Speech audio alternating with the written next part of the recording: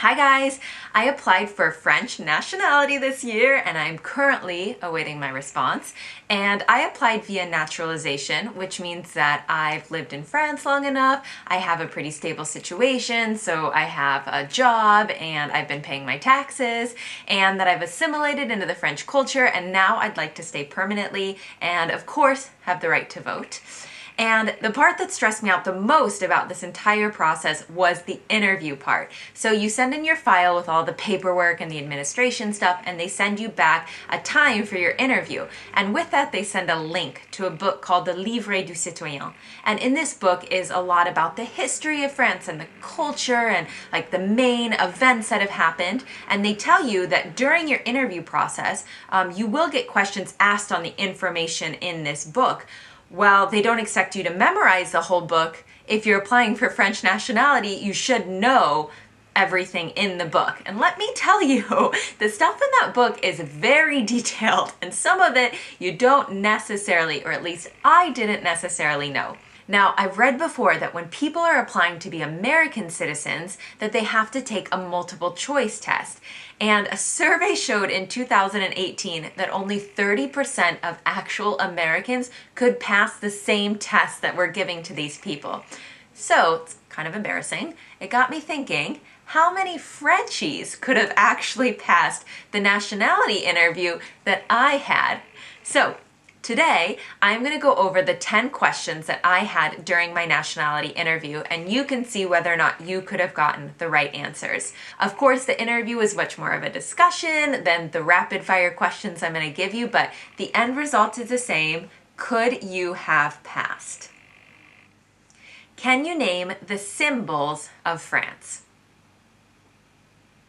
So this one is a good one because there's multiple choices. There's no right or wrong answer. If you were thinking the rooster, Marianne, the French flag, the French national anthem, you're definitely on the right track. So congratulations. I had a friend of mine who also did her interview for the nationality this year, and she named all of the symbols that she could remember, and the woman in front of her kept saying, and at one point she was like, I don't know anymore. And the woman was like, the French language. So bonus points if you thought of the most obvious one, which is French. Who is Marianne? She is the national personification of the French Republic since the French Revolution. So she stands for freedom and democracy, and you've probably seen the very famous painting of her called Liberty Leading the People, where she's in the middle of a battlefield and there's men fallen on either sides of her. And she's holding up a French flag, and she's got her left or right breast out, and she's just pretty much a very badass lady.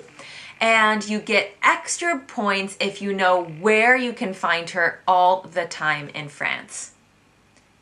It's in a courtroom or in the mayor's hall.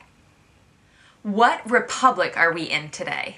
We're in the Fifth Republic today. I would think all of you Frenchies, I don't even want to say most, I would say all of you Frenchies out there would know this one. If you didn't know, France changes republic or has changed republic when there have been very big events. So whether it's Napoleon taking over or then another Napoleon taking over or a world war, there's reasons why it has now become the Fifth Republic today. So when I answered that question right away, I got the question, who was the first president during the Fifth Republic and what year did it start in? You were thinking Charles de Gaulle and 1958. You are correct. Bravo! I'm pretty sure the Charles de Gaulle for most Frenchies would have been an easy one, but I'm not sure about the 1958, so you'll have to let me know in the comments below if that's something that every French person would be able to say.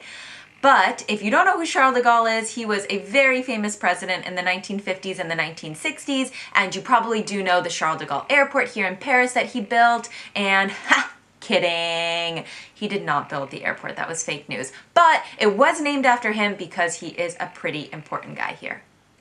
When was the French Revolution? I think this one has to be ingrained in your mind. For an American, it's super easy because our revolution was 1776, and then the French Revolution, that was 1789, and then our Independence Days are so close together, you've got a July 4th and a July 14th, so no problem remembering that one. Who was the king and queen during the French Revolution? This one was a breeze for me because I personally have dressed up as Marie Antoinette 3 times for Halloween already. And I'm pretty sure I could give you all a private tour of Versailles. I have been there so often. But if this one didn't come to mind right away, that is Marie Antoinette and Louis XVI. And I'm sure you all remember that it ended with the guillotine. What year did the French change the legal age of an adult to 18?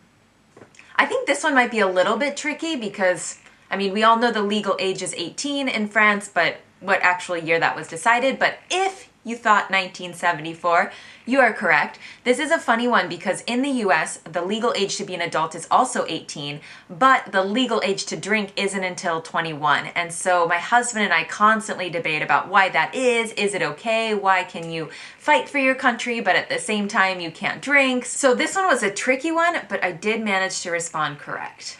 When was the death penalty abolished in France? If you were thinking 1981, congratulations, you are correct. It probably won't shock you to know that I also discuss this from time to time with my husband since we have the death penalty still in the US and we don't in France. And there was a really good book, I can put the link below for you, called L'Abolition, about the death penalty in France and about the fact that it no longer exists and how that came about and why. And one of the trivia in the book that's really interesting is that the majority of French people actually wanted to keep the death penalty when they got rid of it. So I don't think that's the case today, but I don't know. So definitely leave in the comments below if you've got some feedback on that. But if you thought 1981, you were right. Can you name a famous person that has contributed to the French culture that is not French? There are a lot of people that you could list here, so I'll let you decide if you got this question right or wrong. But for me, during my interview, I actually said Josephine Baker. She was a beautiful American dancer that was really helpful during resistance in World War II. Alright guys, that was the end of all of my questions. I hope you're happy with your results. Don't hesitate to let me know in the comments below how you did. I still don't have my response on my nationality, but I think the interview went well, so fingers crossed for me. And otherwise, I'll see you next week. Bisous!